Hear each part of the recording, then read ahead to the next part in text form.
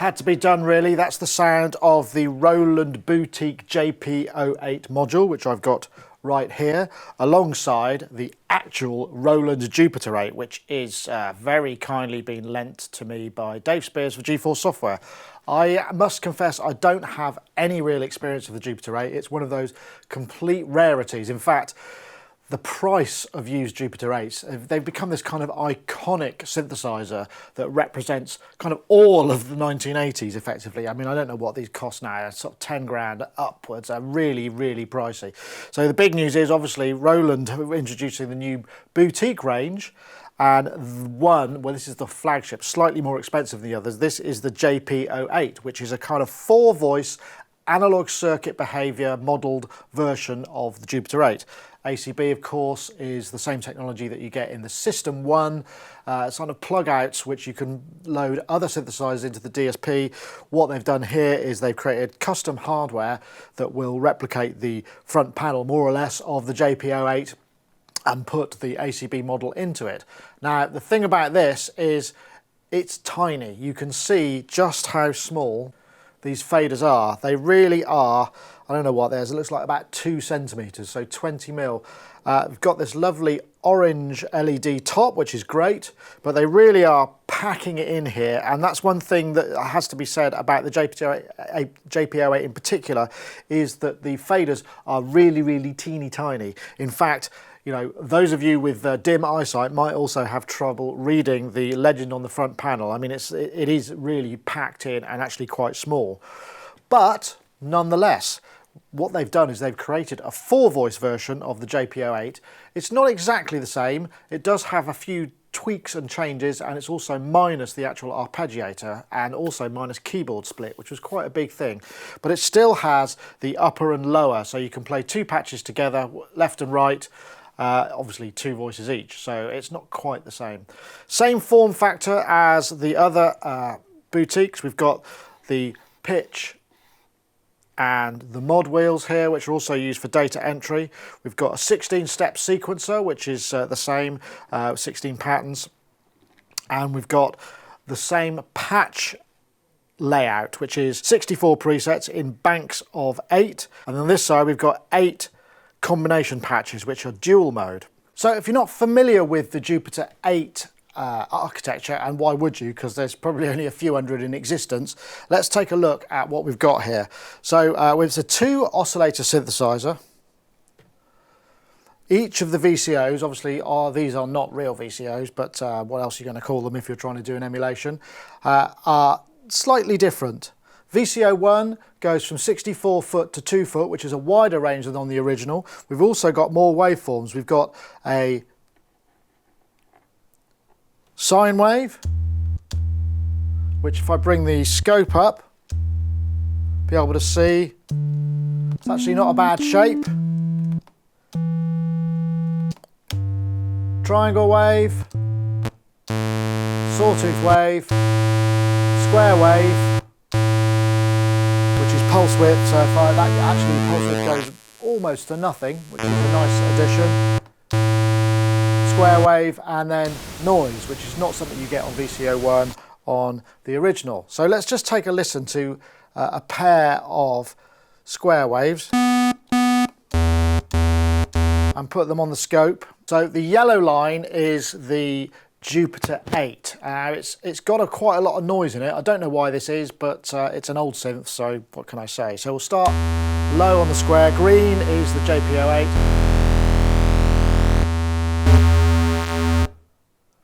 Yellow is the JP-08. Not a bad match, I think you'll find. You might be able to hear the JP-08 has just a bit more thud. You probably won't be able to pick this up, but it's got just a little bit more weight to it, to my ear. Apart from that, it's slightly brighter on the JP-08, but bearing in mind that, you know, people are always saying that JP-08s between themselves sound radically different. So this is the JP-08, good nice shape. This is the JP-08. Again, pretty good match. And then this is the triangle wave. Again, very close, but I think the JP-08 just has a bit more gravity to it, a bit more depth. Oscillator 2, if I turn it right over. Has a variable range, again,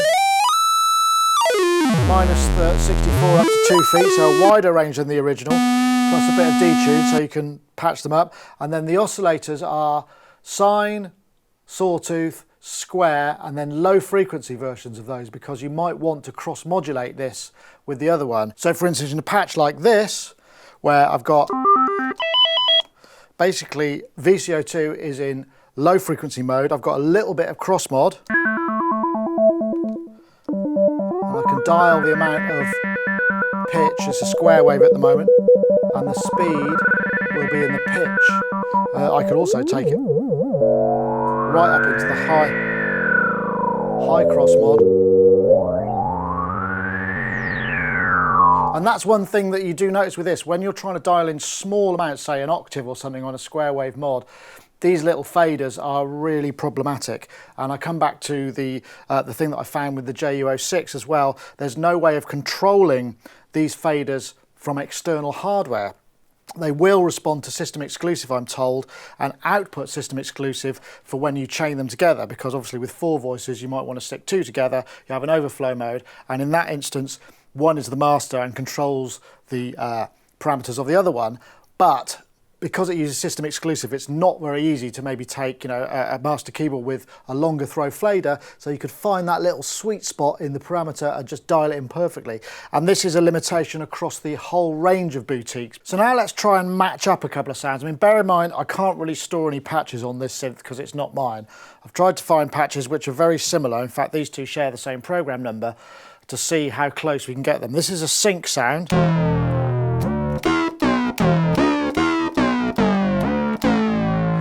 And on the JP-08 that is, and this is on the JP-08.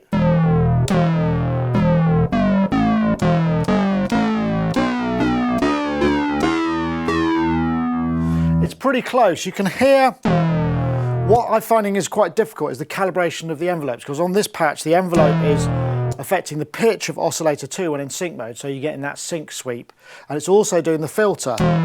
So the way that the harmonics come in and out is just ever so slightly different.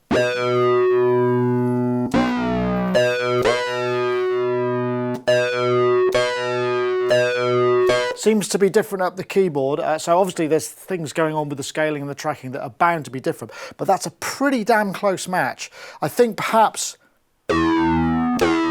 again, the JP-08 has just a bit more weight to it. There's a little bit of something extra in there, but bearing in mind, I don't know how much discrete electronics it's got in it, there's bound to be a slight difference, but I think the match is actually pretty good. So obviously the JP-08 is well known for its pads, so let's just flick through a few of those sounds. And one of the other things it does, obviously the original JP-08 has an arpeggiator, and lots of those, like at the very beginning, my Save a Prayer attempt was all about the arpeggiator and a top line. So some of that stuff you could actually be playing on the same keyboard. You can't do that on the JP-08, on the JP-08 Boutique, because it only basically layers 2 sounds at 2 voices each. Indeed, this is one of them. We've got 2 sounds on the keyboard here, upper and lower.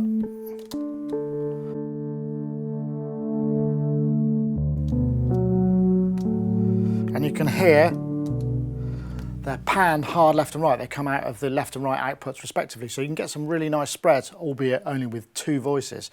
Let's hear some more sounds. This is one of those classic swirly pads.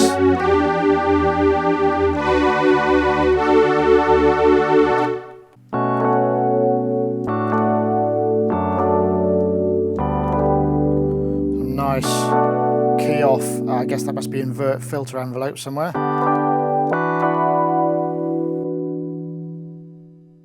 More sort of string type stuff.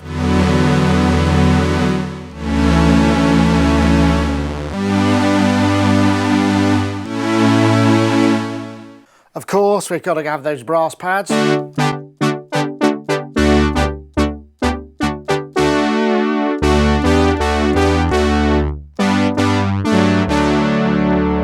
This again is a dual sound with a bit of delay from the onboard delay. This again is using the delay and a bit of LFO to filter.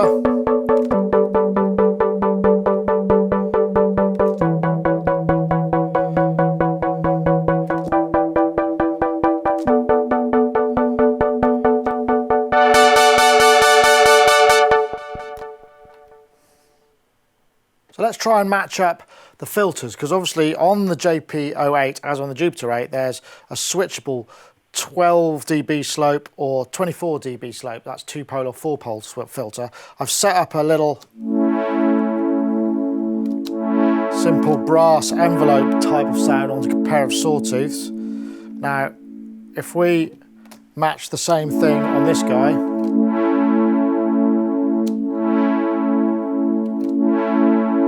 it's actually pretty close. I mean, the thing that I found is the differences between the envelope stages are quite pronounced between these two things, and that could just be a calibration issue. But so this is in 24 dB. Let's flip them both to 12 dB and you'll hear the difference. JP-08, Jupiter-8. Start to bring some resonance up. About a quarter.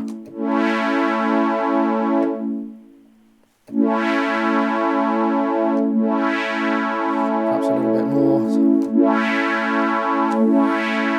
Let's go up to about 3/4 on the Jupiter-8.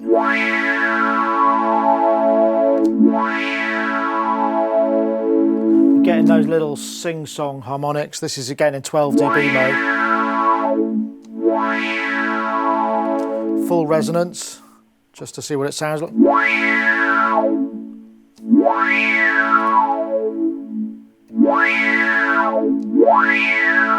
Now let's flip to 24 dB mode, bring in some resonance about 3/4, sorry, about a third perhaps. Just match those up a bit. Take the resonance up a bit more. Take it all the way up.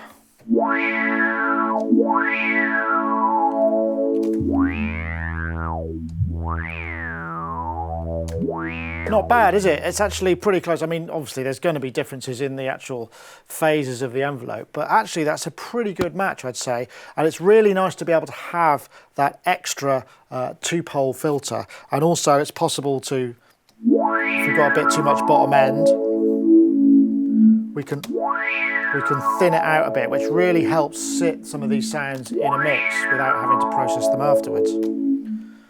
So let's just match up a couple of big old bass sounds. We've got a square wave, pair of square waves on the JP-08, same on the Jupiter-8. Actually pretty good, but now obviously, as with the other synthesizers, we can go into Unison mode, which stacks up the oscillators. So we've got, I guess, 8 oscillators in total. Now, clearly, doing the same thing on the Jupiter-8 is going to be very different because this has got a lot more oscillators. You can hear there's just more sort of spread and size.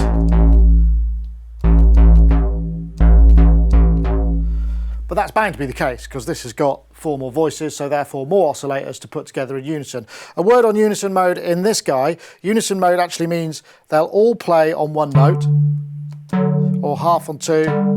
So the more notes you play, the unison will change. So there are differences. We've got the same sequencer as we've got in the JU-06, which is a 16-step sequencer. You can swing, you can put steps on and off. There are 16 patterns you can store, all the same stuff. I'm not going to go into that again. I think it's time now really to think about the roundup. The Jupiter-8 is definitely got the biggest wow factor because it was the biggest wow synth in the first place. What this doesn't have, obviously, is the largesse of the Jupiter-8 because there it is and there this is. With the Juno 106, there's not so much of a vast difference. And so therefore, you know, it doesn't translate, I don't feel, as well. It's still a great synthesizer and you can get some good sounds out of it, but I think the JU 106 just feels somehow more complete because it's got the chorus built in as well, and so you can get these really lovely wide sounds. The thing about the JP-08 as well as the Juno 106 is they've both got these kind of large performance areas where you can assign the pitch bend and the mod wheel to various different aspects of the synthesizer. In the JP-08, it's pitch bend and mod wheel only. Again, we can't access these panels via any other MIDI function, and I think that's missing part of the joy of these synths, at least the performance aspect. If we could have that, maybe a firmware update, it would make a lot more sense. Of course, we haven't got the arpeggiator and we can't split the keyboard, which seems a real shame really, because splitting the keyboard on the JP-08 was one of the big selling points. So, you know, it's not quite the same. It's sort of more different than perhaps the other synths in the boutique range to the original, but it's still a pretty impressive modelling of that synthesizer, albeit with four voices. Now clearly it's price. The JP-08 again is still very reasonable. It's £299 UK, so it's a little bit more than the other two boutiques in the range, which are at £229. That's, I think, $399 US. So you pay a bit more of a premium. I think that's partly down to having all of these extra controls on. These faders are fairly non-standard, so I think that's actually what makes them more expensive. But having said that, having those faders on there, you can't hit the sweet spot anything like as easily, even as you can on the JE-106. The J06 synth. So I would say, you know, if we could have external MIDI control mode, that would just be the best thing ever. But once again, another good job, perhaps not as close to the original just purely because of physicality of it, but a good job nonetheless. Anyway, that's it. Thanks very much for watching. See you next time.